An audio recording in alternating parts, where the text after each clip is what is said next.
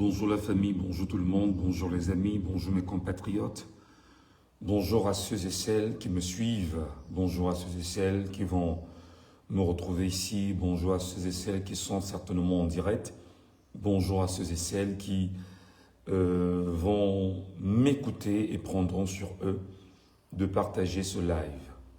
Je m'appelle Michel Ngachou, je suis Camerounais, je suis journaliste camerounais depuis, je dirais, 6 mois aujourd'hui, 7 mois déjà en cavale, après que je sois parti de mon pays, le Cameroun, dans des conditions, on va dire, assez compliquées pour le positionnement politique que j'ai engagé et qui m'a valu aujourd'hui d'être vu comme un Camerounais en mal de, je ne vais pas dire de reconnaissance, mais un Camerounais en mal de vitalité, pour certains ou selon certains. Et pourtant, même hors du Cameroun, nous essayons de tenir parce qu'il y en a qui ont certainement fui le Cameroun et qui ne parlent plus. Nous, on a fui le Cameroun. Nous avons fui la dictature, nous avons fui la tyrannie, nous avons fui la sauvagerie et nous avons pris toujours la peine de dire ce que nous avons à dire au vu et au su de tout le monde. Je me fais ce matin un plaisir de vous retrouver. Certes, je ne suis pas très en santé, mais là n'est pas le plus important. Mais ce que je vais vous dire est ce qui me semble être très important. Et comme j'aime toujours vous le demander dans mes lives, si vous trouvez judicieux de partager le contenu à ceux qui sont proches de vous, à vos frères, à vos sœurs, à vos compatriotes, à nos frères et sœurs du Cameroun, faites-le. Je vais beaucoup plus dans ce live transmettre un message à mes compatriotes de la diaspora. Dans la diaspora, nous y sommes aujourd'hui. Et les diasporas ne sont pas seulement celles qui soient européennes ou américaines. Il y a également une diaspora africaine, une diaspora asiatique.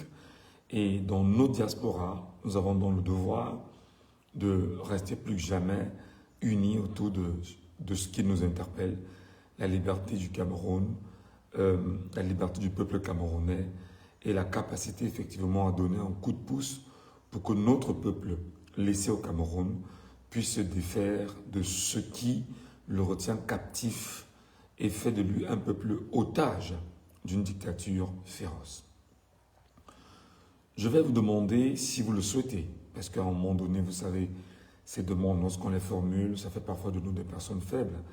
Mais bon, tapotez le live, partagez le live, mettez-y des pouces bleus, mettez-y des cœurs, afin de permettre à l'algorithme de Facebook de venir transmettre aux uns et aux autres que le contenu que nous laissons est un contenu intéressant.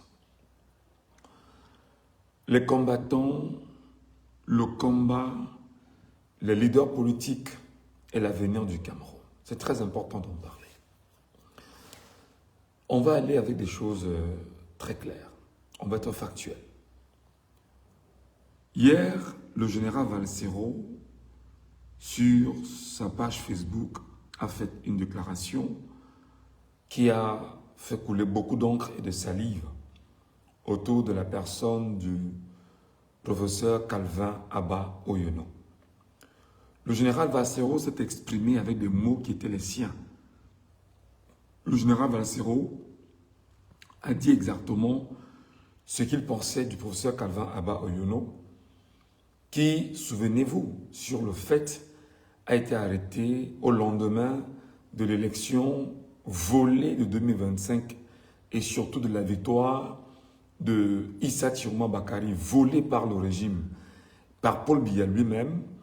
Djokam Tchameni arrêté, Anissé Ekane arrêté, Parfum Voum arrêté, et au moment où nous parlons, le fait est clair, Anissé Ekane a été tué en détention, Djokam Tchameni a été envoyé en prison avec des raisons factices qui n'ont rien à voir avec la réalité, montées par la Direction générale du renseignement extérieur, la gendarmerie nationale, Paul Atangandji, Mvondo Ayolo et Ngongo.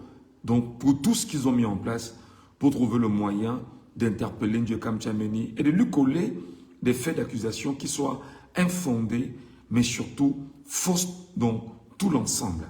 Alors, ne donnons pas l'occasion à un quelconque avocat, à un quelconque journaliste de faire cette vérification au gré de ce que la mort pourrait s'en suivre. Aujourd'hui, il est en prison. Anissé Kane a été mort, a été tué.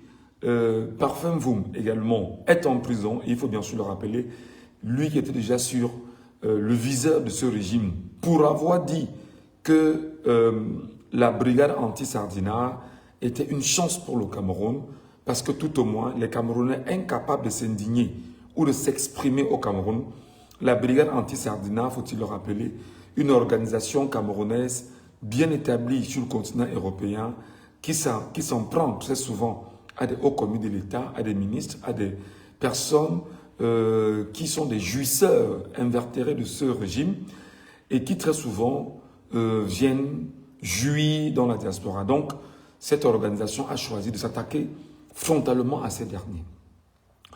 Et il y a également bon nombre de Camerounais, je parle ici de 2500 personnes qui ont été arrêtées, même si aujourd'hui on donne un chiffre qui serait dans l'ordre de 1900, on a envie de se demander qu'est-ce que font 1900 personnes dans une prison ou dans des prisons au Cameroun.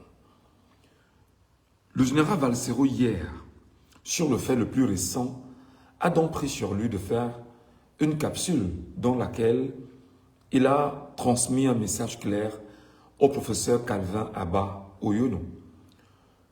Et la position du général Valsero a été longuement commentée de la journée d'hier et même jusqu'à ce matin. Des Camerounais n'arrêtent pas de lui rappeler que c'était une boude de sa part qui n'avait pas lieu d'être, mais surtout un positionnement qui n'était pas, on va dire, au bon endroit. Mais seulement, je voudrais que l'on aille plus loin dans la réflexion. Élevons un peu au niveau de l'analyse. Valsero a posé un ensemble de questions hier.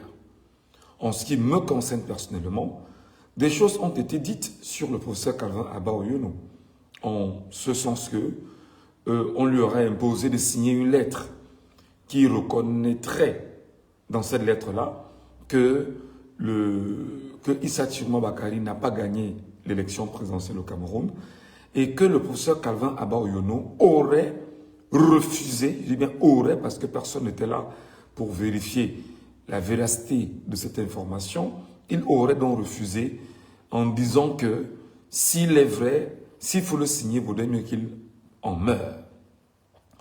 Quelques jours après, face au fait qu'il n'y avait pas d'éléments probants, face au fait qu'on n'ait pas mis à ses côtés effectivement le fait qu'on a trouvé chez lui des armes à feu, des procès-verbaux,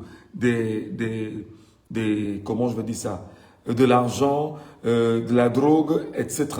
Alors, le professeur Calvin Abba Oyono est donc libéré. Il est libéré, sans souci. Ndjekam Tchameni a été enfermé parce que le régime a imposé sur lui des choses qui n'existent pas. Lorsque, en ma petite personne, le professeur Calvin Abba Oyono est donc libéré, Ndjekam Tchameni envoyé en prison, vous avez vu effectivement les analyses qui ont été faites très rapidement sur les réseaux sociaux où des gens ont dit, ben, Ndjekam Tchameni envoyé en prison, le message est donc clair, le Bamileke doit aller en prison parce que le Bamileke est un problème pour le petit boulou du régime au pouvoir. Je dis bien le petit boulou du régime. J'insiste bien, le petit boulou du régime. Parce qu'il faut faire la différence entre le petit boulou du régime et le petit boulou qui est en réalité la communauté des Bétis et des Boulous. Et Calvin Abba Oyono donc est libéré parce que, selon certaines analyses, il serait effectivement le Béti Boulou de la communauté dont il ne faudrait pas que l'on porte une accusation quelconque sur les Béti Boulous du régime. C'est-à-dire que les frères de la communauté leur rappellent demain que vous n'avez pas le droit d'arrêter le professeur Calvin Abba Oyono et de l'enfermer. Vous devriez arrêter plutôt ceux qui sont contre votre pouvoir et ceux qui s'arrangent effectivement à vous empêcher de jouir de ce que vous aviez volé allègrement au vu et au su des Camerounais. C'est des analyses qui ont été faites, hein, et vous n'allez pas demander aux gens de ne pas faire ces analyses-là. Le professeur Calvin Abba-Yono donc est libéré. Ndjekam Tchameni est envoyé en prison. Anissé Ekane a été assassiné par la gendarmerie nationale avec le concours de Paul Atanganji, le concours de Paul Biya lui-même, de Ngongo, le colonel Otoulou et bon nombre d'acteurs au sein de la gendarmerie qui ont été au cœur de cet assassinat d'un leader politique et d'un homme politique au Cameroun. Alors, Calvin Abba-Yono, qui faisait partie de ce qu'on appelle l'Union pour le changement, et qui a été du combat, il faut le rappeler, ces derniers mois aux côtés des leaders politiques, d'abord le professeur Maurice Kamto, avec qui il a cheminé et à qui il a apporté tout son soutien, tout son engagement, et surtout ce qu'on considérerait aujourd'hui comme sa détermination à lui donner la capacité d'être effectivement ce leader-là qui demain pourrait effectivement faire rayonner les volontés des Camerounais en direction d'une indépendance du Cameroun, en direction de la justice que tout le monde caresse au Cameroun, mais surtout en direction de ce que nous qualifions comme étant une volonté de souverainisme des Camerounais pour leur pays ou dans leur pays aujourd'hui. On a donc le professeur Calvin Abba-Yono fait cette démarche aux côtés du professeur Maurice Kamto et par la suite, le 5 août 2025, le professeur Maurice Kamto a été, de façon outrancière, arbitraire, il a été écarté de la course à l'élection présidentielle au Cameroun, alors investi par le Manidem, entendez le parti politique dont le dirigeant et le président s'appelle le feu Anissé Ekane. Pourquoi est-ce que je veux faire ce petit rappel mémoire? Juste vous dire que l'acteur politique, l'enseignant, le maître à penser, Calvin Abba-Yono, qui d'ailleurs, il faut le rappeler, a été celui qui a commencé à rappeler de façon exacte en tant que publiciste dans le domaine du droit ce que signifiait le code électoral en dessous de la constitution du Cameroun qui elle aussi, faut-il le rappeler, est en dessous des lois internationales. Je pense bien, si je me trompe, que le narratif, on appelle la hiérarchie des normes. Je pense bien que ça se dit comme ça là-bas, dans le jargon juridique. Donc le professeur Calvin a été le premier à revenir nous parler de que vaut le Kitoko devant le Chivas. Ne l'oublions pas, c'était sur les antennes de Vision 4 dans le cadre d'une émission baptisée Club d'élite. Le professeur Calvin Abba-Yono donc est libéré. Et moi je me pose la question, lorsqu'on est libéré, qu'est-ce qu'on fait tout de suite? On communique. Lorsqu'on est libéré, qu'est-ce qu'on fait tout de suite? On prend la parole. Lorsqu'on est libéré, qu'est-ce qu'on fait tout de suite? On fait une narration de ce qui s'est passé. Lorsqu'on est libéré, qu'est-ce qu'on fait tout de suite? On dit aux Camerounais que si je me suis engagé, c'était pour les Camerounais. Et j'ai été libéré pour X, Y, Z raisons. Lorsqu'on est aux côtés des amis de lutte, lorsqu'on est aux côtés des gens avec qui on s'est engagé et qu'on a été happé par le régime ou par les forces en place et qu'on soit libéré, la première des choses à faire, c'est de venir rendre compte à l'opinion.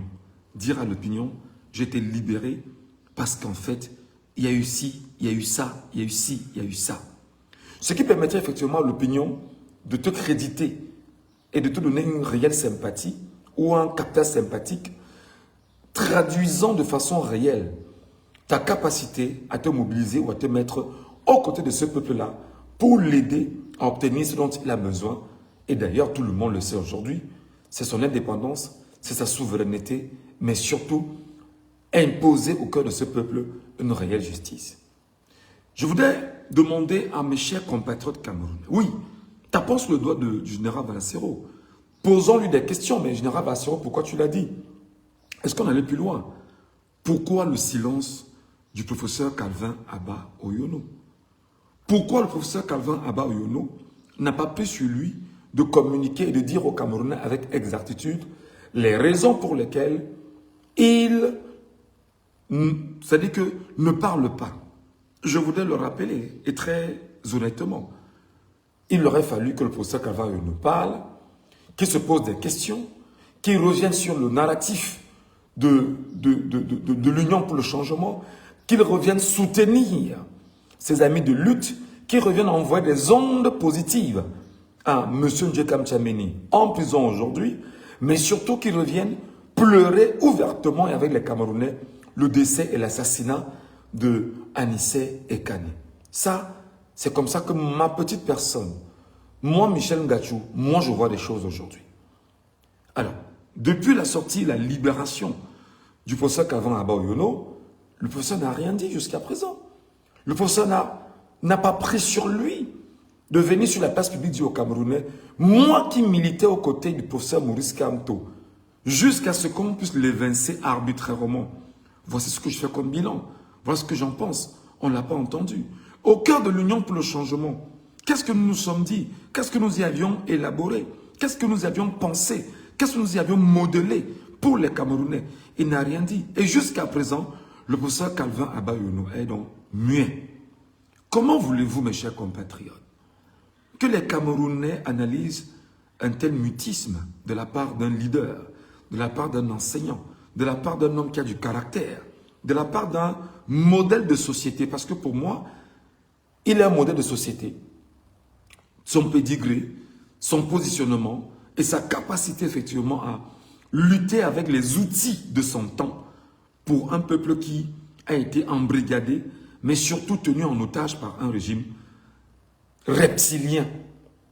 Moi, je pose la question. Où est passé donc le professeur Calvin Abba-Oyono? Moi, je suis surpris que ce matin, d'ailleurs, je ne suis pas très en santé, je me réveille et je réalise que le général Valsero a pris sur lui, effectivement, de demander des excuses au professeur Calvin Abba-Oyono pour l'avoir bousculé un tout petit peu. Et j'ai également suivi la sortie de ma grande sœur Sandy de Boston, qui effectivement s'est levée et qui d'ailleurs était la première hier à revenir mettre en cause la position du général Valsero, pardon, excusez-moi, qui effectivement relance naturellement le débat profond de qui nous sommes dans ce combat. Je voudrais employer une expression du général Valsero ce matin et qui dit, enfin je vais le paraphraser, hein, avant d'arriver dans le combat, il a rencontré des gens qui étaient déjà dans le combat et il avançait avec ce combat. Et entre-temps, des gens se sont joints à lui dans ce combat et ils avancent avec le combat. Il a ses armes, il a ses outils, il a ses méthodes qui peuvent ne pas plaire, qui peuvent choquer, mais il a été d'une humilité de revenir avec des mots qui soient les siens, présenter ses excuses au professeur Calvin Abba-Oyono. Mais ces excuses-là, général Valsero, est-ce que tu les présentes parce qu'il y a une réponse réelle au questionnement que tu as posé sur la table hier? Est-ce que tu t'excuses parce qu'en fait, tu as senti qu'il risque d'y avoir des fractures au sein, bien évidemment, des lignes de combat que beaucoup de Camerounais ont tracées aujourd'hui? Est-ce que tu t'excuses pour la moralité de l'ensemble des Camerounais qui ne devraient pas, en fait, se perdre en conjecture dans la démarche, dans la dynamique que nous souhaitons ensemble?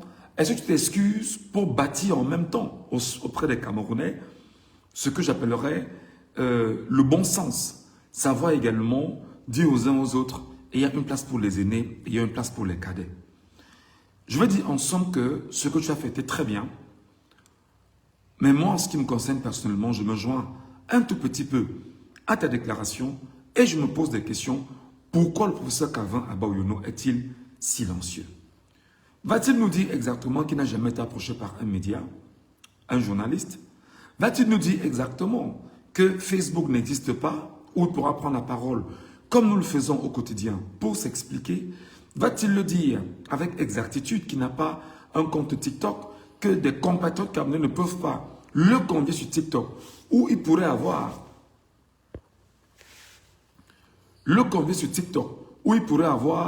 une certaine capacité à s'expliquer en longueur.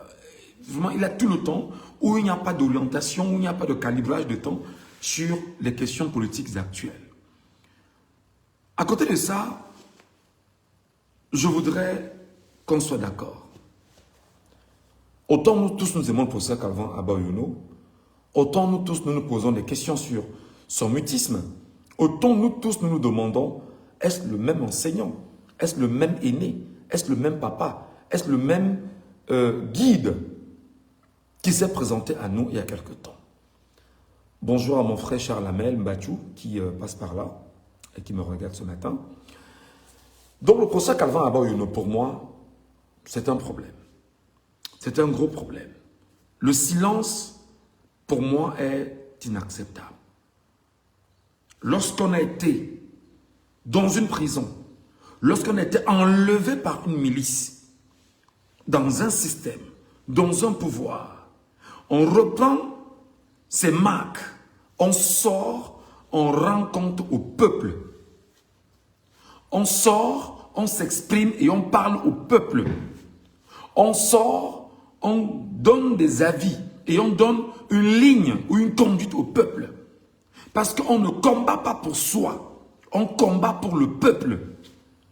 On combat parce qu'on a pris conscience de ce que ce peuple représente aujourd'hui. On combat parce qu'on a pris conscience de ce qu'on a fait de notre peuple.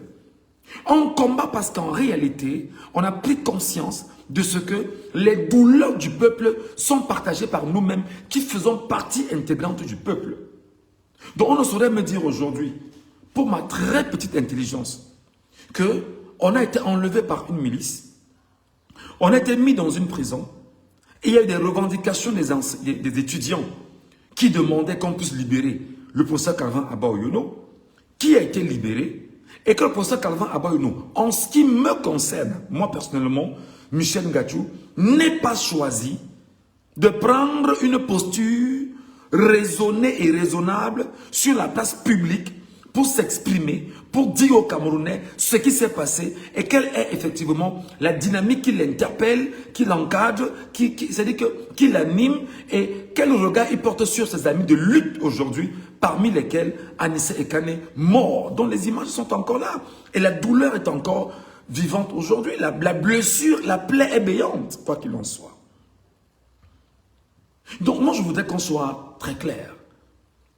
Lorsque l'on prend la peine de dire qu'on se met derrière le peuple camerounais, effectivement, ou le peuple de son pays, effectivement, on s'engage à communiquer. Et c'est pourquoi je vais vous dire, mes chers compatriotes, je l'ai toujours dit, et je ne cache pas mes mots, je ne mâche pas mes mots. Le problème du Cameroun, c'est la capacité à ne pas communiquer, ou c'est l'incapacité de la communication. Les gens au Cameroun, parce qu'ils ont la malchance d'avoir la tête de ce pays, un malchanceux, un poisseux, un cancéreux, un tuberculeux en réalité, un lépreux du point de vue politique, un voleur, un menteur, un truand, ont réalisé fondamentalement que je ne communique pas parce qu'en fait, l'exemple ne vient pas d'en haut. Mais l'exemple ne peut pas venir d'en haut parce que celui qui a monté est un bandit, c'est un voleur. Il ne peut pas parler, il ne peut pas ouvrir la bouche, il ne peut pas s'exprimer. Mais toi qui es un enseignant de droit, je ne sais pas si c'est public ou si c'est, je ne sais pas, un enseignant de droit, toi qui as été du côté des Camerounais, toi qui as dit que tu prenais l'engagement pour les Camerounais, toi qui as dit que tu luttais pour les Camerounais, toi qui as dit que tu te mettais aux côtés de tes amis de lutte pour qu'on puisse porter un idéal de combat pour les Camerounais. Comment tu peux expliquer aujourd'hui, cher papa, cher aîné, cher grand frère, que tu sortes de la prison et que tu ne dises mot? Qui ne dit mot consent? Et tu le sais très bien.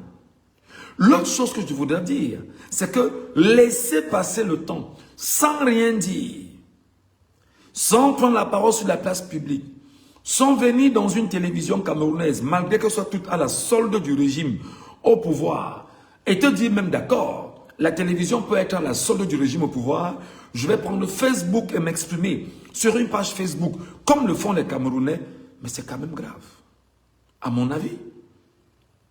Parce qu'en réalité, Ce mutisme-là donne libre cours à toute interprétation. Est-ce que réellement il était avec le peuple camerounais? Est-ce que réellement il ne venait pas rechercher un certain positionnement? Parce que d'aucuns pensent qu'il a toujours été mis un peu de côté par le clan au pouvoir de ses frères Boulou. Excusez-moi de dire des choses pareilles. Je ne reprends que ces analyses-là. Et que quelques fonds-là soient mis de côté et que de façon réelle, il faut qu'il agite ses frères Boulou pour que ses frères Boulou puissent lui donner sa part. Mais que ça vous plaise ou non, des gens vont aller dans tous les sens et dans toutes les analyses possibles et vont tout penser et vont tout dire, même ce qui n'existe pas. Pourquoi? Parce qu'il y a une faute à communiquer. Communiquer, savoir communiquer, quoi dire et dans un timing bien précis, bien concis, même bien conçu pour le bien des Camerounais. Je voudrais donc dire, et très honnêtement, le général Valsero a fait sa sortie, il s'est excusé, et il a, par cette déclaration faite ce matin, il nous a enseigné effectivement ce que c'est que les excuses, la moralité, le bon sens, les bonnes manières. Même lorsqu'on a égratigné son aîné, que l'on vienne faire mea culpa, ça, ce sont les valeurs que nous connaissons et celles que nous voulons toujours mettre en avant. Mais on ne me demandera pas que moi, Michel Ngacho, qui insulte Paul Biya, je vais m'excuser. Non, ça n'arrivera jamais. Ça n'arrivera jamais. Sauf si, je ne sais pas, ça n'arrivera jamais. Parce que même si je le dis de bouche, mon cœur ne va pas l'accepter. Parce que je suis de ceux qui pensent que c'est la vermine qui a détruit ce pays. C'est la catastrophe que ce pays a connue depuis 1982. Et dit que même si je le dis, ce ne sera pas de gaieté. C'est-à-dire que ce sera pas au fond de mon cœur. Parce qu'il faut apprendre à être vrai. Il faut apprendre à être juste. Il faut apprendre à être honnête. Et il faut apprendre à rester objectif. Maintenant, à nos amis de lutte, après avoir vidé ce premier élément, moi je voudrais m'adresser à ceux qui sont dans le combat. Je vais demander aux Camerounais qui me suivent, si vous estimez que ce que je dis est important, faites circuler ce message. Si vous estimez que ce que je vais dire ici est important, faites circuler ce message. Avant de rentrer dans le combat, il faut effectivement revenir sur les combattants. Pourquoi suis-je combattant ou combattant? Qu'est-ce que je combats? Avec qui je combats? Comment je combats? Quelles sont les armes que je tiens dans ce combat? Quel est le terrain sur lequel je m'appuie pour combattre? J'espère que le message va arriver à tous mes frères combattants de la diaspora, du Cameroun et même d'ailleurs. Mes chers frères et sœurs, mes chers amis, mes aînés, parce qu'il y a mes aînés parmi vous. Moi, je vais vous poser une question de petit frère que je suis. Faites le bilan. Faites le bilan. Faites le bilan de la mauvaise organisation. Faites le bilan du manque de cohésion. Faites le bilan de la famine. Faites le bilan de la trahison. Faites le bilan de l'ego. Faites le bilan de l'incapacité à tenir et aller plus loin. Faites le bilan de la pression qui se fait sur vous. Faites le bilan. Et maintenant, dans ce bilan, demandez-vous, qu'est-ce que j'ai apporté au peuple camerounais et qu'est-ce que je vais lui léguer comme valeur? Faites le bilan aujourd'hui.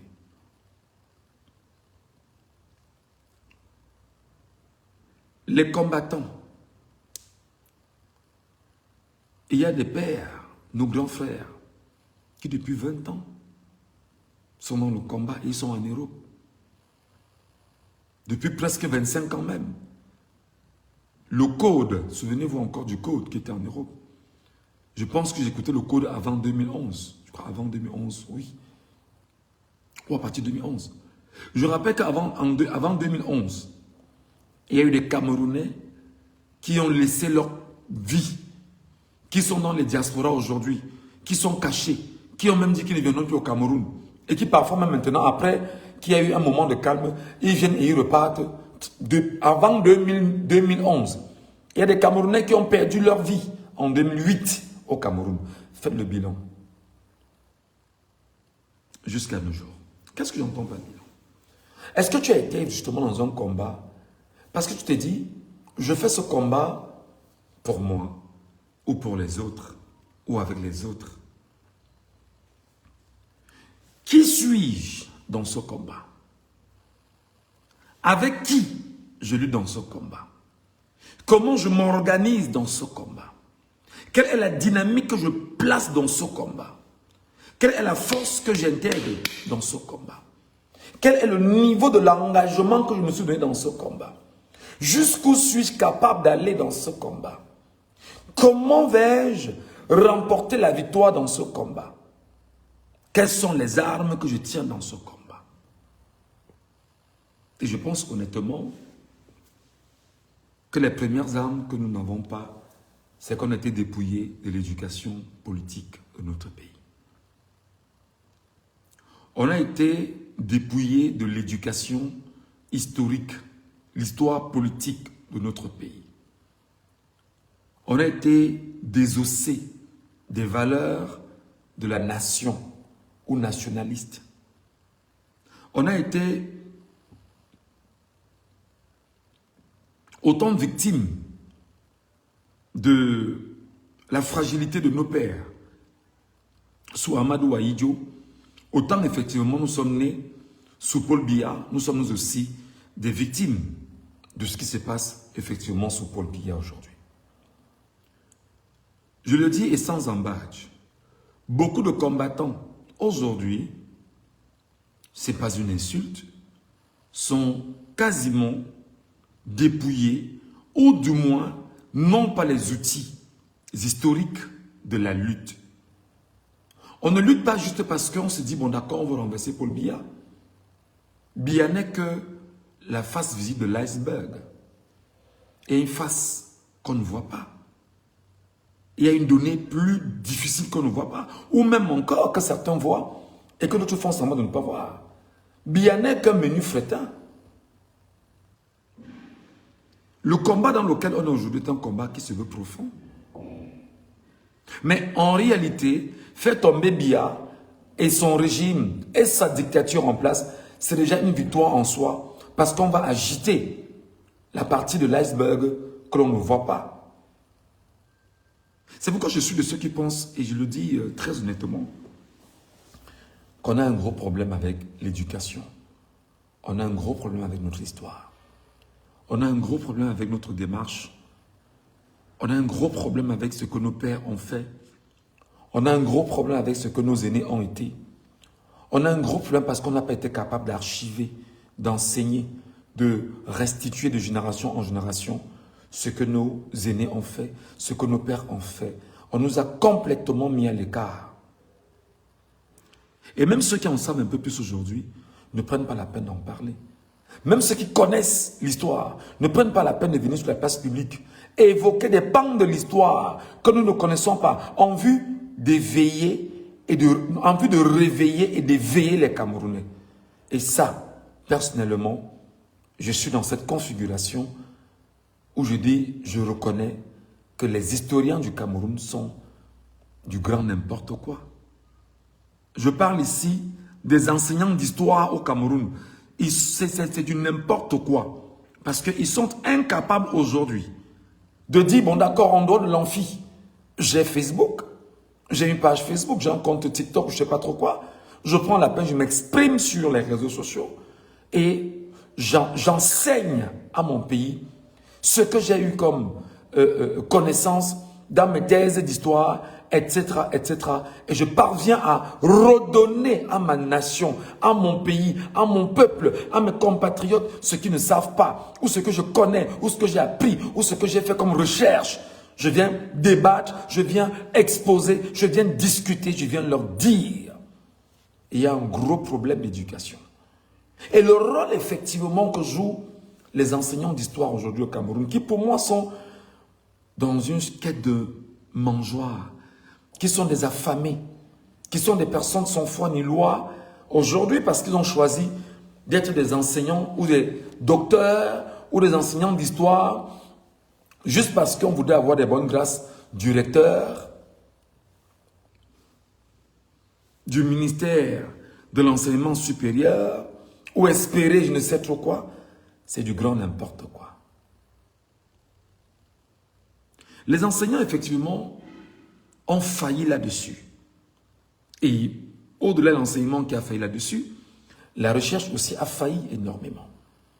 Même les chercheurs sont incapables aujourd'hui de s'exprimer. C'est-à-dire, vous imaginez, moi j'ai bientôt 40 ans, une certaine jeunesse camerounaise est incapable de dire aujourd'hui, je suis allé à l'école, j'ai fait des études en histoire et sur l'histoire politique du Cameroun, je viens discuter de la profondeur des faits politiques de mon pays, le Cameroun, avec mes compatriotes. Vous vous demandez, avec quel peuple vivons-nous? Avec quel modèle d'homme? Quel type de citoyen? Quel type de personne aurait été, on va dire, pensé et structuré par un État? Parlons bien sûr de l'État du Cameroun aujourd'hui. La recherche, quant à elle, il faut toujours le rappeler aux Camerounais, la recherche est entre autres financée par la France. La France ne veut pas, et je le dis ici, en regardant des chercheurs camerounais qu'ils savent qu'il y ait des travaux de recherche qui, à un moment donné, ont d'abord été envoyés à l'Élysée, ou en France, ou à Paris, afin d'être validés par le maître esclave européen ou occidental, français, avant d'en faire une affaire sérieuse pour les Camerounais. Ça veut dire quoi? Au Cameroun, on s'arrange à ce que tout ce qui est comme travaux de recherche soit d'abord validé par la France avant qu'on ne puisse le retrocéder aux Camerounais. Parce qu'un Camerounais peut faire une recherche qui soit d'une puissance extraordinaire, soit on l'efface, soit on l'élimine, soit on lui rappelle qu'il n'a pas suffisamment fait, ou alors on achète ses travaux de recherche. Excusez-moi.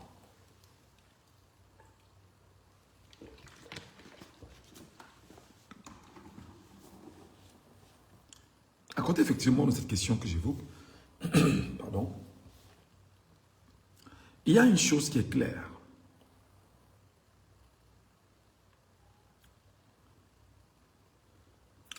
Les chercheurs ont échoué, les enseignants ont échoué, le manuel scolaire n'est pas adéquat, l'enseignement n'est pas qualitatif au Cameroun et par ricochet, la jeunesse camerounaise ne peut pas naître et grandir avec sa propre histoire.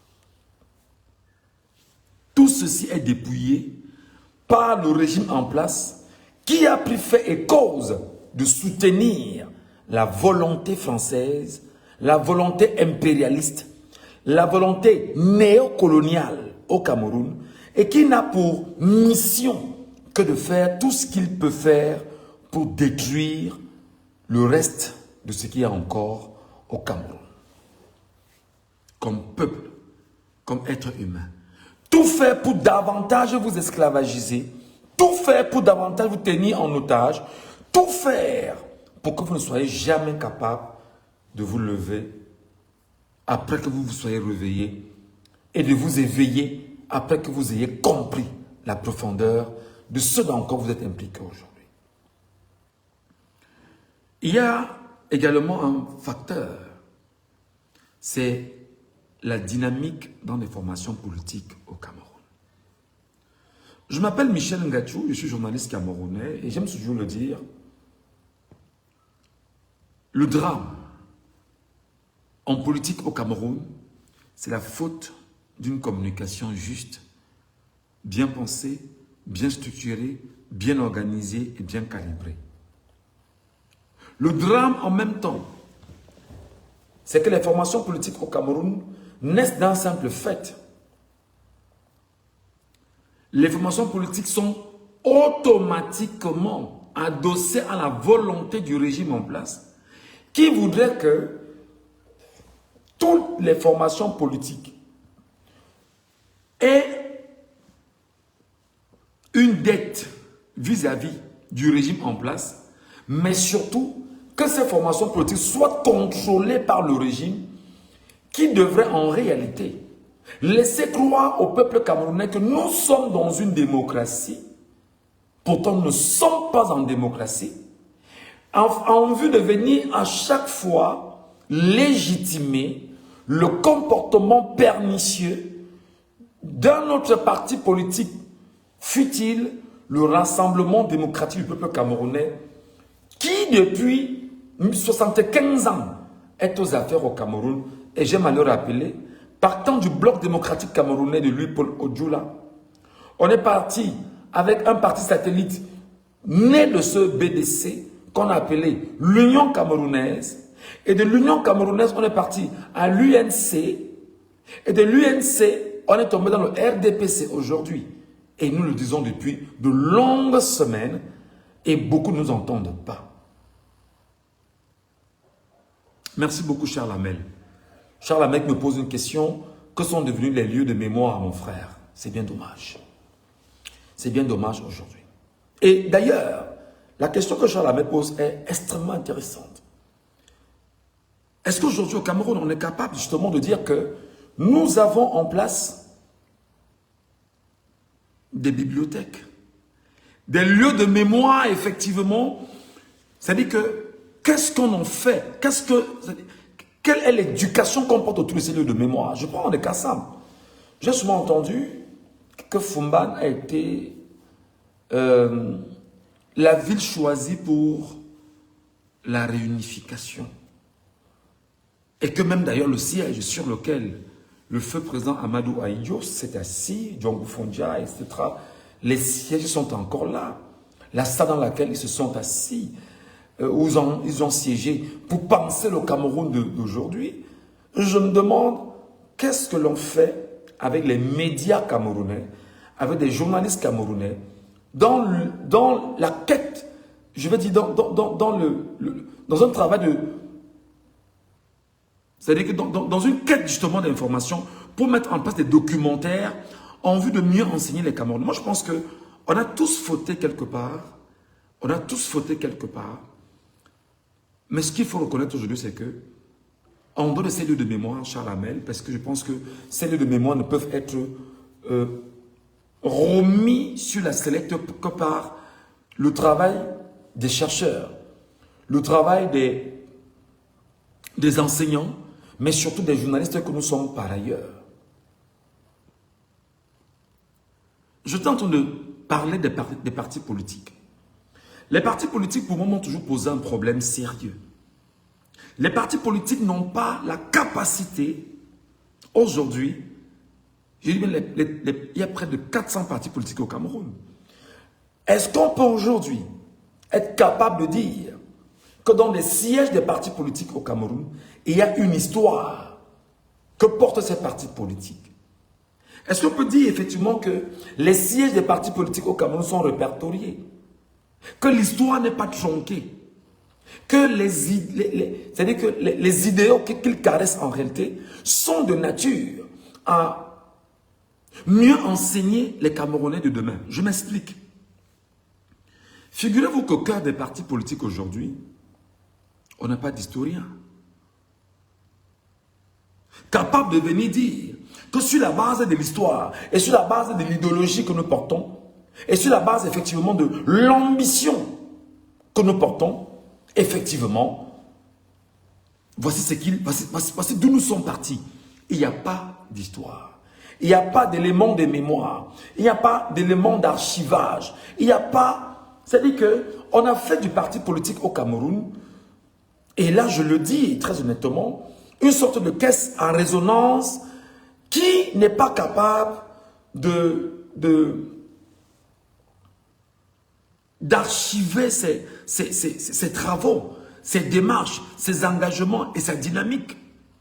C'est pourquoi j'ai souvent entendu, quand je regarde sur les documentaires, que ce soit aux États-Unis ou ailleurs, à la télévision, je suis résolu de dire aux gens que la politique, c'est une école. Il y a des gens qui vont à l'école faire sciences politiques parce que c'est un métier. C'est un métier. On fait un métier d'être dans la politique. On fait un métier d'étudier. On fait un métier d'anticiper. On fait un métier de lire le droit en permanence. On fait un métier d'être sur le terrain. On fait un métier d'archiver.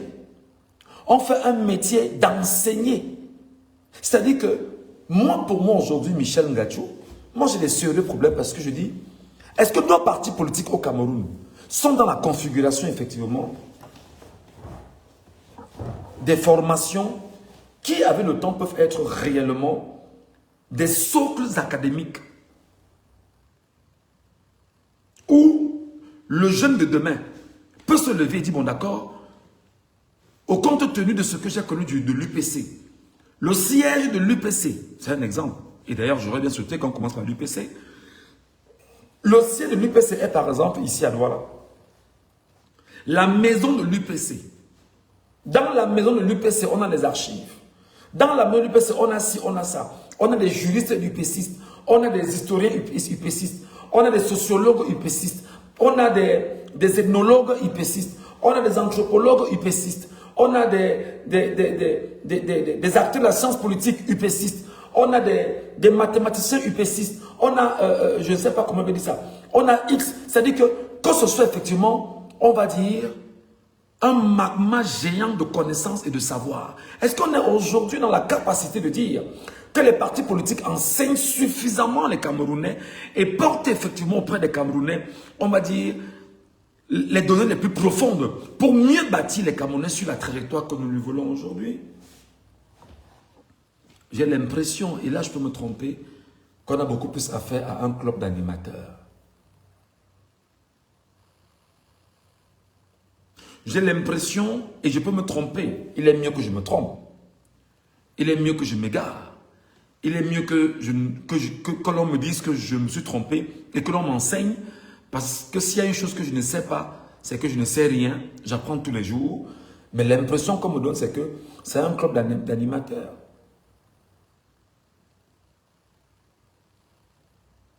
Les convictions que l'on porte. Les idéologies que l'on fabrique. La capacité d'asseoir des raisonnements qui puissent porter les Camerounais de demain sur un piédestal, démontrant qu'il y a eu un travail fait en amont par les pairs. Où en sommes-nous aujourd'hui? Donc il y a, de mon humble point de vue, ce dépouillement-là et cette incapacité effectivement à travailler avec efficacité. L'une des choses en même temps, et là je parle justement des combattants, je suis encore avec les combattants. Il y a une chose qui est claire.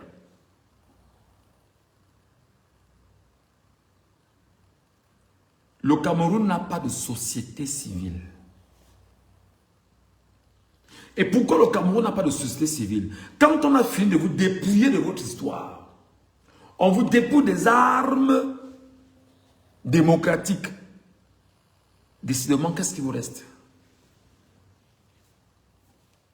Il ne vous reste rien. Vous n'avez rien. Quand on vous enlève les éléments d'histoire, on vous enlève les éléments de votre démocratie, qu'est-ce qui vous reste? Vous n'avez rien d'autre. Mais la seule chose qui vous reste désormais, c'est la solidarité.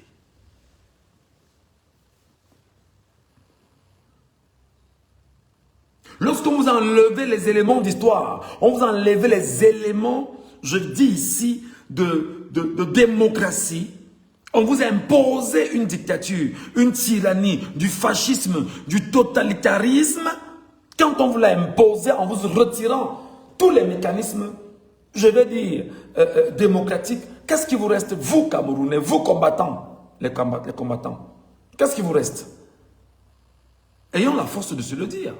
Ce qui vous reste, c'est la solidarité.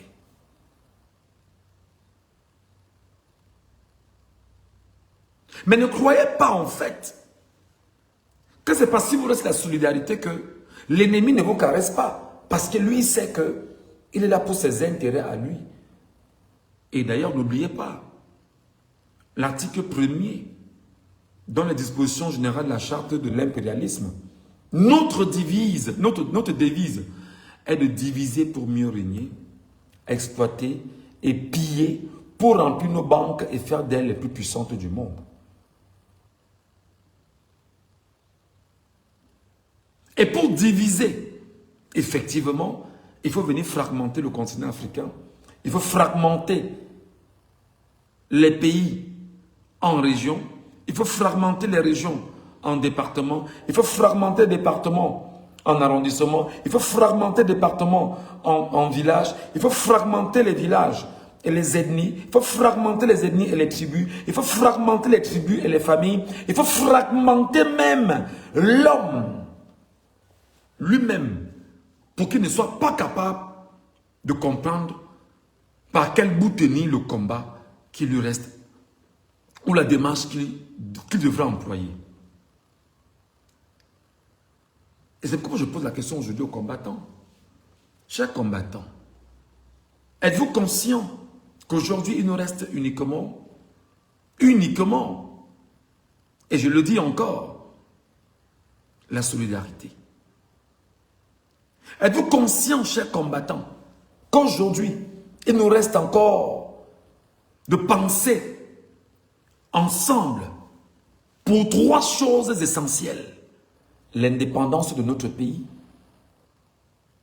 la souveraineté du peuple de notre pays, la justice que nous n'avons pas, et dans cette justice-là, imposer ou repenser nos modes de gouvernance, parce que sans justice, on ne saurait repenser nos modes de gouvernance. Parce qu'on ne saurait vivre en autarcie. On a le devoir effectivement de continuer à coopérer avec les autres États du monde, mais surtout en imposant une marque camerounaise. Moi, je vous pose la question. Et pour être plus clair aujourd'hui, qui vous a dit que lorsqu'on combat, on attaque son vis-à-vis dans le combat? Qui vous enseigne que lorsqu'on est dans un combat, on a peut-être, c'est-à-dire qu'un frère a pris une trajectoire, j'ai pris une autre, pour le même objectif, j'attaque le frère que d'attaquer l'objectif. Qui vous l'enseigne? Qui vous le dit? Ça vient d'où qu'aujourd'hui, Monsieur Maurice Kamto, qui vient d'être réélu à la tête du MRC, qui en 2025 n'a pas eu la capacité d'être candidat à l'élection présidentielle de 2025 au Cameroun, investi par le Manidem d'Anissé Ekane, que lorsque le professeur Maurice Kamto est écarté, et qu'on lui rappelle à lui, le professeur Maurice Kamto, qu'il ne peut pas être candidat, et que le peuple souverain ne se soit pas levé pour défendre la victoire du professeur Maurice Kamto, et que ce même peuple souverain recherche aujourd'hui quel est le mécanisme qu'il doit prendre pour sa survie et jette son dévolu sur Issa Chiroma Bakary, qui, faut-il le rappeler, a été de tous les coups foireux pendant près de 30 ans avec le même régime, et qui malheureusement aujourd'hui, le peuple lui dit, comme tu es là, sache que je suis le souverain, je te donne une chance d'aller lutter pour moi. Et que des gens aujourd'hui s'érigent soit en donneur de leçons, soit en en combattant de ceux qui ont combattu. C'est-à-dire que toi et moi, nous avons un objectif. Et l'objectif est clair, c'est de renverser le régime. L'objectif est clair, c'est de faire tomber Biya. L'objectif est clair, c'est de détruire ce qui nous détruisent depuis 43 ans. Il y a donc un acteur qui s'est positionné. Compte tenu de sa sortie, compte tenu de ses déclarations, face au fait que tu n'as pas une autre alternative, parce qu'il faut le rappeler, politiquement parlant, parce que d'autres alternatives, c'est l'extrémisme, l'anarchie, les manifestations, le désordre, la népalisation, si vous souhaitez. Mais du point de vue politique, dans le cadre établi, pour aller dans une course, tu n'as pas d'autre choix que de choisir quelqu'un avec qui tu vas fonctionner. Et ce qui est quand même curieux, c'est qu'au sein du mouvement pour la renaissance du Cameroun, que le professeur Maurice Kamto, qui était très attendu, qui soit l'homme que chaque leader soit allé rencontrer et à qui il a ouvert ses portes pour dire « je vous ai écouté, voilà ce qui a été fait ». Bon, et qu'à la fin, lui-même vient dire que chacun aille voter en son âme et conscience. Il n'a pas le droit de prendre une position, de faire un choix et de guider qui que ce soit. Que chacun aille voter en son âme et conscience. Plus grave que le vice-président du mouvement pour la renaissance du Cameroun, si vous voulez le président par intérim, qui était encore jusque-là par intérim, Mamadou Mota, prenne sur lui de dire officiellement, en tant que cadre de ce parti politique, que je soutiens Issa Chiroma Bakary, alors prenons la peine de voter pour Issa Chiroma Bakary. Et qu'aujourd'hui, des gens viennent sur des réseaux sociaux détruire ce qu'ils ont de plus cher. La solidarité, l'union, l'objectif, le bon sens, la vérité. Non sans détruire les Camerounais. Parce qu'aujourd'hui, ils ont l'impression que c'est en se rejetant le tort. On n'a pas réussi à cause de vous qui avez choisi Chiroma. On n'a pas réussi à cause de vous qui avez abandonné Kamto. On n'a pas réussi à cause de vous qui n'êtes pas venu vous associer à Chiroma. On n'a pas réussi à cause de vous qui êtes aujourd'hui en train de... C'est-à-dire que désormais, des gens sont incapables de dire, face à ce qui s'est passé, le problème n'est ni l'autre, ni l'un, c'est notre incapacité à faire les choses bonnement. Et maintenant, je reviens sur ma posture à moi. Ça peut déranger, mais je dis ce que je pense et très clairement.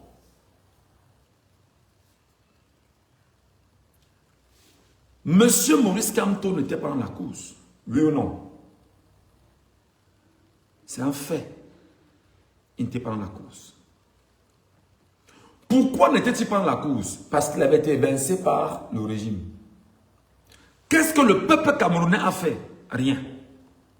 Sauf une poignée de compatriotes camerounais qui avaient choisi d'aller au palais des congrès, suivre les plaidoiries du Conseil constitutionnel. Les 4 et 5 août, ils ont été arrêtés.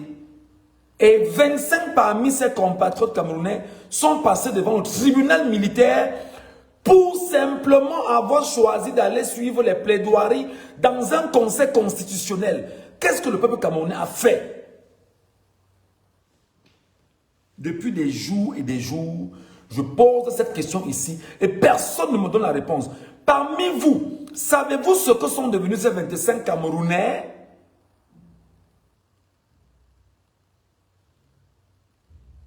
Parmi vous, est-ce que vous posez encore la question de savoir ce que sont devenus ces compatriotes camerounais? Arrêtés, est-ce qu'ils sont passés au tribunal militaire? Parce qu'ils ont dit, nous on va suivre les plaidoiries au Conseil constitutionnel en direct. C'est de notre droit en tant que peuple. Parmi vous, chers compatriotes, moi je dis à un moment donné, il faut apprendre à avoir honte. Il faut apprendre à avoir honte.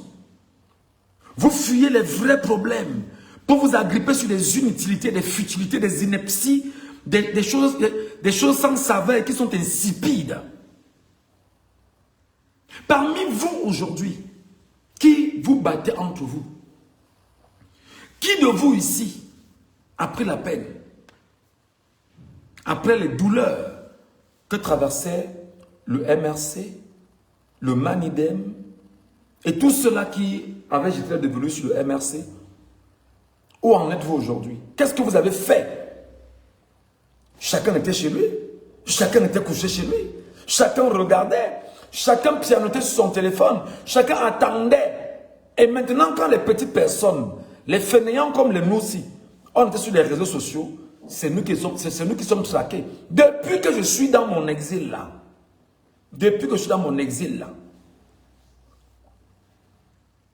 si j'étais mort, est-ce qu'on parlera encore?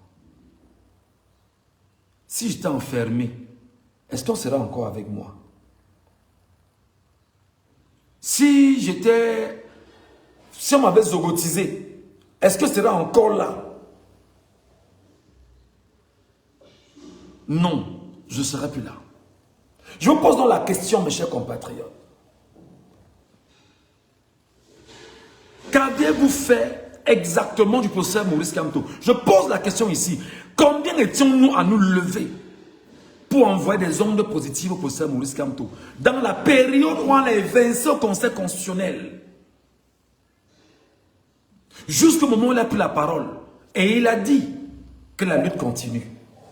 À quel moment nous, Camerounais, avons pris sur nous de dire nous, on va envoyer des ondes positives au professeur Maurice Kamto. On va envoyer des ondes positives au Manidem. On va envoyer des ondes positives, effectivement, au MRC. On va envoyer des ondes positives à tout le monde. À quel moment? Mais le drame, c'est que les gens aujourd'hui sont incapables de comprendre que nous sommes 40 millions d'hommes et femmes. C'est-à-dire, 1 million de Camerounais a été incapable de se lever les 4 et 5 août et de remplir le palais de congrès et les environs pour dire je viens suivre les plaidoiries en direct parce qu'il est de mon droit de citoyen. Il est de mon droit de citoyen. Combien étaient dans la rue? Combien étaient au palais de congrès? C'est bien beau, hein? On peut être en Europe, on peut être en Afrique, on peut être je ne sais où, en Asie. Mais combien de Camerounais du Cameroun étaient dans la rue?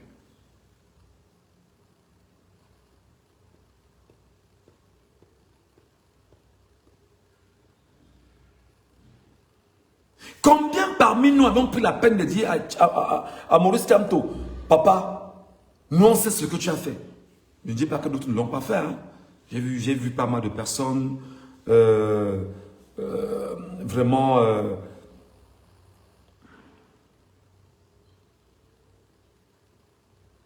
c'est qui ça? C'est qui ça? Il raconte quoi celui-ci? Arrête de copier Juliette Schlegel. Tu reprends ces idées dans ton live. Il faut savoir que nous sommes sur Facebook. C'est qui Juliette Schlegel, mon frère? C'est qui ça? Tala Roger, c'est qui? C'est qui Juliette ou c'est Schlegel ou c'est Schlegel? C'est qui Juliette Schlegel?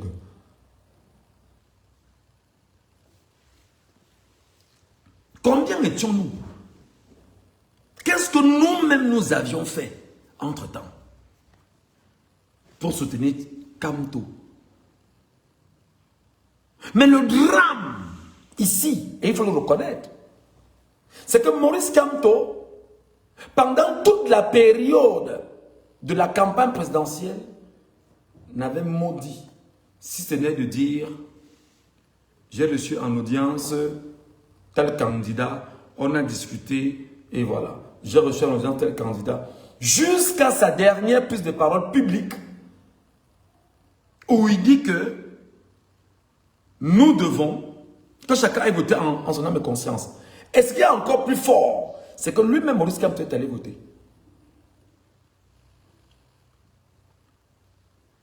Des gens aujourd'hui dans les réseaux sociaux, n'ayant pas compris que ce qu'il leur reste, en tant que peuple, c'est la solidarité, sont rentrés dans la division. Au sein du mouvement pour la renaissance du Cameroun, ce qui a d'ailleurs été très mal interprété par beaucoup parmi nous, il y a eu une sorte d'incompréhension. Comment des gens, à un moment donné, sont partis du MRC pour aller soutenir Issa Chiroma Bakari, parmi lesquels Maître Sim Emmanuel, parmi lesquels ma soeur Laure Nouchan, parmi lesquels Okala Ebode qui est exclu, parmi lesquels bon nombre de militants du MRC qui en même temps même se sont érigés comme étant ceux qui étaient dans les bureaux de vote pour suivre les élections en lieu et place du MRC pour soutenir le FSNC. Moi, je vais vous dire quelque chose qui est clair, mes chers amis. Et moi, ce qui me désole, c'est que vous fragmentez le Cameroun. Vous fragmentez les Camerounais et vous donnez plus d'outils, les armes à l'ennemi de venir continuer à piétiner, à humilier, à détruire le Cameroun pour vos intérêts égoïstes, je dirais même égocentriques. L'intérêt, c'est le peuple camerounais. L'intérêt, c'est une dynamique qu'on porte pour le peuple camerounais. L'intérêt n'est pas une dynamique qu'on porte pour un parti politique. Moi, Michel Ngatou, je dis non. L'intérêt n'est pas une dynamique, parce qu'il faut rappeler que les partis politiques mettent en place des dynamiques pour le peuple camerounais. Les leaders politiques mettent en place des dynamiques pour le peuple camerounais. Les formations politiques sont là pour le peuple camerounais. Et lorsqu'elles mettent ensemble ou sur pied des dynamiques et qu'ils soient épousés par le peuple camerounais, il est comme un driver. Ou bien elle est comme un driver, si vous voulez, une formation politique.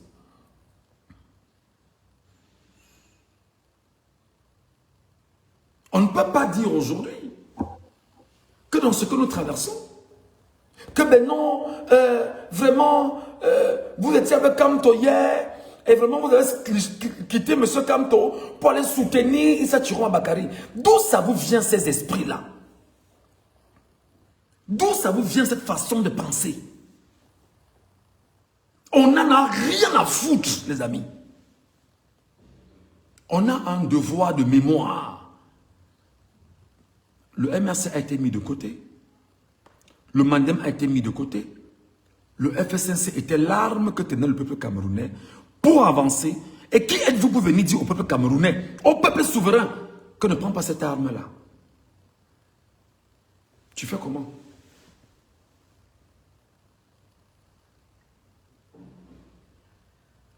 Tu fais comment pour venir dire au peuple souverain que ne prends pas ton arme là. L'arme là, ne prends pas l'arme là. D'accord, ne prends pas. Prends quelle arme?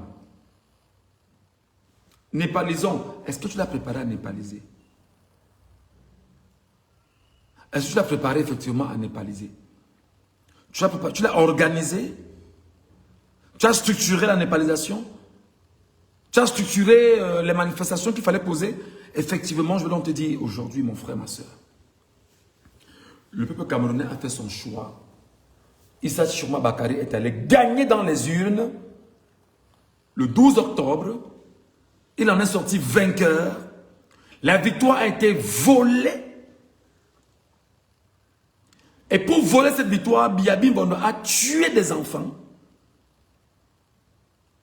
Et Biabi Mbondo a marché sur le sang des Camerounais pour aller s'asseoir à nouveau à Etoudi, avec le concours de son clan autour de lui.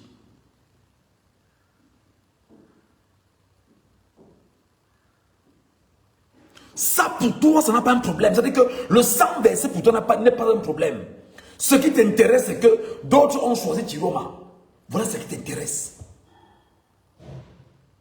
Des familles aujourd'hui continuent de pleurer leurs enfants morts. Toi, ça ne te dit rien. Ça pour toi, ce n'est pas un problème. Des gens aujourd'hui continuent de souffrir dans leur chair. Ça pour toi, ce n'est pas un problème. Ton problème, c'est que des gens ont supporté Chiroma. Des gens ont supporté Chiroma. Les gens ont abandonné Maurice Kamto. Ça tient dans le raisonnement, ça. Ça tient dans l'esprit. Tu es sûr que tu es encore équilibré? Et aujourd'hui, tu donnes les armes à qui? À Bia. Parce que Bia te regarde comment tu es en train de te gâter avec. Vous gâtez entre vous, mais lui, bon, de petit lait, il dit, bon, d'accord, gâtez contre vous là-bas. Encore que ce n'est même pas Bia qui a organisé cette trouble entre vous. Vous-même, vous avez organisé le trouble entre vous. Pourquoi? À cause de l'égoïsme.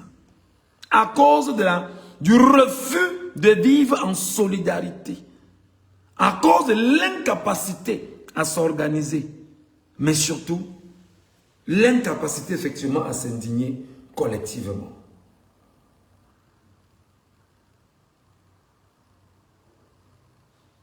Mes chers frères et sœurs, mes chers amis, je vais finir en vous disant une chose. Faites très attention de ce que vous voulez pour le peuple camerounais.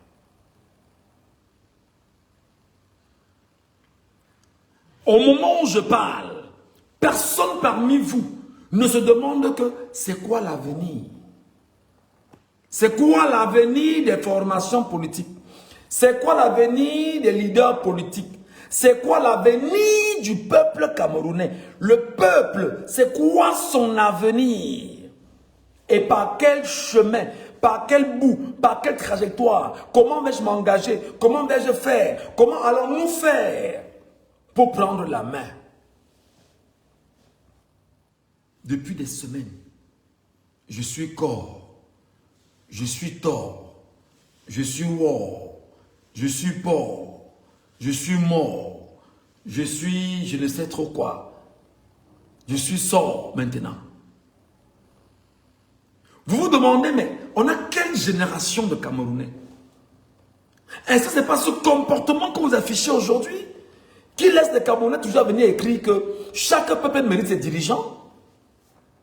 Mais vous leur donnez raison de le dire, de penser comme tel, que chaque peuple mérite ses dirigeants. Parce que le peuple refuse de se mettre dans une logique qui lui permet effectivement d'arracher son indépendance qu'il n'a pas depuis 141 ans. 141 ans de colonisation. Tu n'as pas un tant soit peu une posture normale, mais aujourd'hui, c'est toi qui es dans « je suis corps, je suis mort, je suis tort, je suis war, je suis sort, je suis vor, je suis porc, je ne sais pas ». Qu'est-ce qui vous anime? Et le drame, c'est qu'on veut absolument avoir raison. Non, vraiment, en partant dans cette quête-là, vous saviez que Tiroma devait vous abandonner. Il nous a abandonnés, d'accord. Selon vos dires. On reste là seul à lamenter. Si tant il est vrai qu'il nous aurait abandonnés, parce que je ne pense pas qu'il a abandonné les Camerounais. Et il me souvient ici que nous étions ici ensemble, on disait qu'on ne faisait pas confiance. On savait que Tiroma qui a fonctionné avec Biya pendant plus de 30 ans, devrait absolument venir reconnaître sa victoire, devait aller au conseil constitutionnel, dire que vraiment, il reconnaît la victoire du président. Mais depuis lors jusqu'à aujourd'hui, Tiroma ne fait que revendiquer sa victoire jusqu'à aujourd'hui. Pourtant, vous et moi, on a dit ici que Tiroma ne veut pas le faire. Il ne fait que le faire jusqu'à présent. Tiroma ne s'est pas dédié.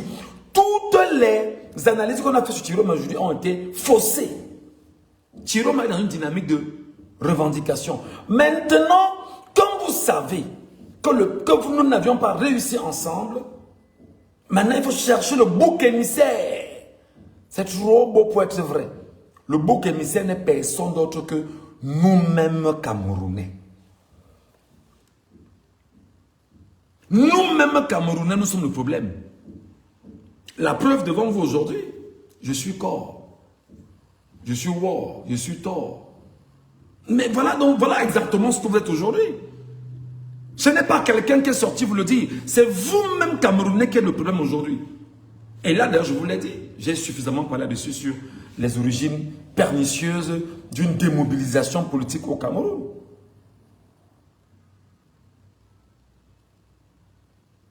On ne peut pas avancer comme ça. Maintenant, ce sont les inimitiés que vous cherchez, des querelles intestines, sans saveur, que vous cherchez dans les formations politiques. Non, il faudrait que, il ne faut pas, vraiment, je suis Kamto ou rien. Mais qui êtes-vous pour décider des choix des Camerounais? Qui êtes-vous pour dire aux Camerounais que, quand vous aimez Kamto, vous imposez Kamto à tout le monde. Moi, j'aime Kamto. C'est-à-dire qu'il est inscrit dans mon cœur. Mais vous me demanderez de ne pas donner une arme au Camerounais pour pouvoir défendre sa victoire. Parce que je n'ai pas battu Kampa pour Tiroma. Hein. Moi, Michel Ngachou, je n'ai pas battu Kampa pour Tiroma. Jamais. Mais vous me demanderez qu'au soir du 12 octobre, où le peuple camerounais a choisi son leader, je vais dire au peuple que ne le choisis pas. Non, j'aurai un problème. Ça dit j'ai un problème. Non, non, si. Ça veut dire que j'ai un problème. Ça veut dire que j'ai un problème. Ça veut dire que je suis malade. Ça veut dire que je suis... Ça veut dire que je suis contre la volonté du peuple. Et ce qui moi me tue dans vos analyses, c'est que vous osez quand même dire aux gens que les Camerounais ont orienté les choses. Non, enfin, que des leaders de la communication ont orienté les choix du peuple camerounais. Et vous prenez la peine effectivement de regarder ce qu'on appelle les lanceurs d'alerte. Des journalistes qui peuvent avoir une certaine prise de parole sur la place publique et que ceci pourrait avoir une certaine résonance. Pour vous, c'est un problème. Vous dites que non, il ne faut pas. Il ne fallait pas qu'il le fasse. Je suis allé jusqu'à vous expliquer dans mes précédentes sorties ce qu'on appelle l'économie des médias. Je suis allé jusqu'à vous démontrer comment les patrons de télévision au Cameroun récupèrent les caisses d'argent chaque période des élections venant des partis politiques. Ça, vous n'avez pas entendu ça. Non, vous n'avez pas entendu ça. Je vous ai demandé que toutes les télévisions du Cameroun, je dis bien toutes les télévisions du Cameroun, je dis bien toutes les télévisions du Cameroun, mangent au cabinet civil de la présidence de la République du Cameroun. Est-ce que vous suivez? Je dis bien que toutes les télévisions, sans exception, peut-être les nouvelles là qui ne servent trop à rien, mais les majors là, toutes, cabinet civil, présidence de la République du Cameroun, c'est là-bas qu'ils mangent. Vous parlez même de quoi? Alors maintenant, je vous ai dit ceci. Parce que vous m'avez dit qu'un Nzumanto a fait une sorte, que c'est Nzumanto qui a orienté les Camerounais, qu'un Nzumanto a été payé pour détourner les Camerounais. Je vous pose donc une question. Où étiez-vous pour payer aussi Nzumanto?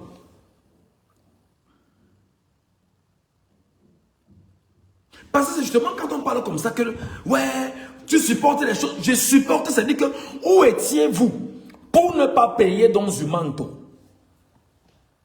Si tant il est vrai qu'un Nzumanto aurait pris de l'argent. Parce que je vous entends dire qu'un Nzumanto a pris de l'argent pour soutenir Tiroma.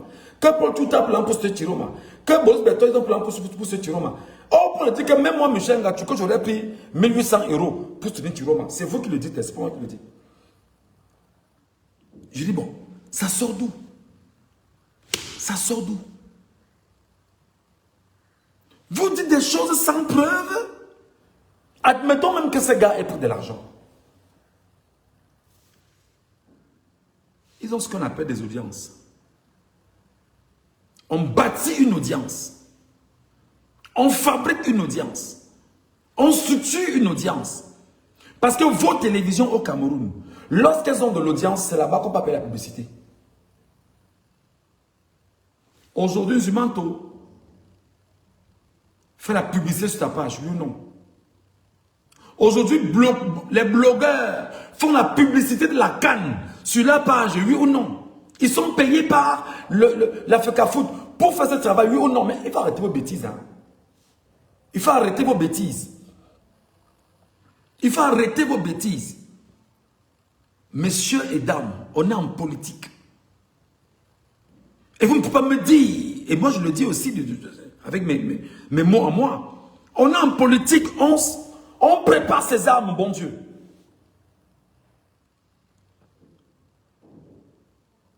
Il y a des choses qu'on ne peut pas dire ici, parce qu'on peut dire ici, ça devient autre chose. On est en politique, on prépare ses armes. Si Nzumanto a pris de l'argent pour soutenir Tiroma, personnellement, moi, Michel Ngachou, je ne peux pas lui en vouloir. Et je vous l'ai expliqué ici au moins 3 fois. Il est dans son droit de prendre l'argent d'une association politique pour soutenir cette association politique. Il y va de sa moralité. D'accord? Maintenant, il peut dire, je ne prends pas d'argent parce que j'ai une audience et je me mets du côté des Camerounais avec la vérité. Encore que, il dit, face au fait qu'on ait écarté Maurice Kamto, qu'est-ce qu'on fait? Il faut soutenir quelqu'un. Lui choisit de dire, je vais soutenir Issa Chiroma Bakari. Beaucoup disent que nous allons soutenir Chiroma Bakari. Vous voulez donc que les Camerounais fassent quoi? Qui ne soutient pas Chiroma Bakari pour soutenir Belouba Magari? On dit que revenez contre lui pour le 5 août. Quels sont les mécanismes qu'on a mis en place? Quelle démarche vous avez mis en place? Quelle est c'est-à-dire quel a été le modus operandi que vous avez élaboré pour qu'on puisse avancer? Non, vraiment, Chiroma n'était pas le bon candidat. Vraiment, vous savez que Bosé Probia, vraiment, il vous a fait le zolo. Vraiment, le voilà qui est en Gambie aujourd'hui. Vraiment, il vous a trahi. Il a trahi le combat. D'accord. Il fallait donc faire quoi? Parce que pour népaliser, vous ne tirez pas la népalisation. Comment aujourd'hui, ce sont les combattants d'hier qui attaquent des partis politiques aujourd'hui? De l'opposition. Ce que nous reprochons hier à Cabral Libi et ses amis en disant que l'opposition n'attaque pas l'opposition. Aujourd'hui, nous attaquons l'opposition. Je pose la question. C'est normal? Ce que nous reprochons à Cabral Libi hier, c'est ce que nous faisons aujourd'hui. Parce que hier, nous disions à Cabral Libi et ses partisans, l'opposition n'attaque pas l'opposition parce qu'on a une seule cible. C'est fait tomber bien. Aujourd'hui, ce que vous reprochez à Cabral Libi hier, c'est ce que vous faites aujourd'hui. Vous attaquez ça Chiroma Bakari. Sur la base de quoi?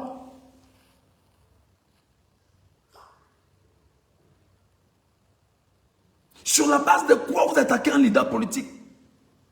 De l'opposition. Qui plus est le vainqueur de l'élection de 2025. Est-ce que vous ne donnez pas, vous aujourd'hui, raison à Cabral Libi qui vous attaquait hier avec ses partisans?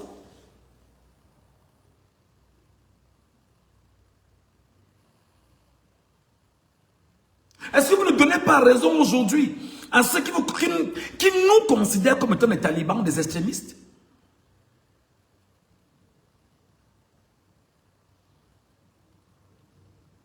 Est-ce que vous ne donnez pas raison aujourd'hui à ceux qui vous regardent effectivement comme des hommes sans foi ni loi, qui ne comprennent pas ce que nous voulons exactement? Comment un opposant c'est-à-dire que des opposants peuvent attaquer d'autres opposants? Pourtant, on a le même objectif. Hier, on peut ressortir les archives. Hein. On a attaqué, on a criblé Cabral Libi ici, ses partisans d'insultes. Hein. Est-ce que vous ne leur donnez pas raison? Est-ce que vous ne les confortez pas aujourd'hui dans leur positionnement? Est-ce qu'aujourd'hui, votre comportement n'est pas de nature à dire effectivement qu'ils avaient raison hier? Est-ce que ce n'est pas vous, c'est pas devant vous ici que c'est quoi?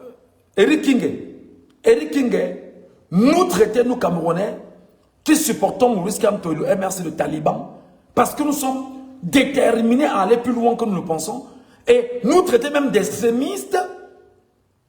Est-ce que vous ne lui donnez pas raison aujourd'hui avec un tel comportement?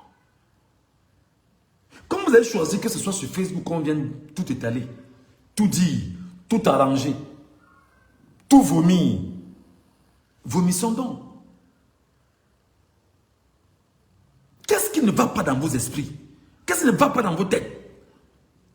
Qu'est-ce qui vous anime au final? Bizarrement, vous refusez aujourd'hui de comprendre que même Mamadou Mota, qui est encore, moi je parle vice-président du MRC, qui a donné son soutien à Issa Chiroma Bakari, il n'a pas été inquiété, non.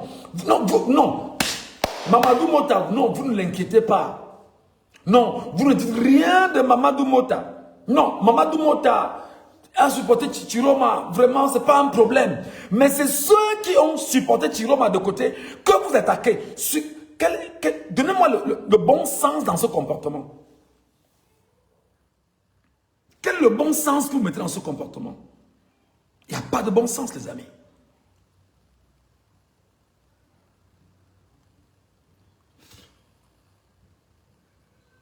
Laure Nouchang, ma soeur, était pro-Chiroma hier dans le cas des élections. Pourquoi vous ne l'attaquez pas? Pourquoi vous n'attaquez pas Okale Ebode qui est parti là même d'ailleurs, qu'on a mis de côté là? Pourquoi vous n'attaquez pas Okale Ebode? Pourquoi vous n'attaquez pas tous les militants du MRC qui ont donné leur soutien et qui étaient dans les bureaux de vote pour suivre les élections au nom du FSNC? Pourquoi vous ne les attaquez pas?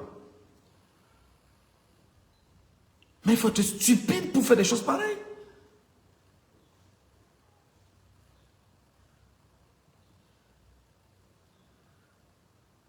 Et moi, je vais donc finir en vous disant ceci. Le problème des Camerounais, inadéquation entre l'idée et l'organisation, incapacité effectivement à se mobiliser et à penser des démarches de lutte, capacité à se dédier rapidement dans le combat que nous menons, capacité à trahir facilement, famine brandie et exacerbée. Moi, j'aurais pu prendre 50 millions depuis, je ne serais pas là. J'aurais pu prendre 50 millions depuis rentrer au Cameroun. J'aurais pu prendre 50 millions depuis rentrer au Cameroun, les gars. Je serais même resté au Cameroun que je serais entré à la CIATV.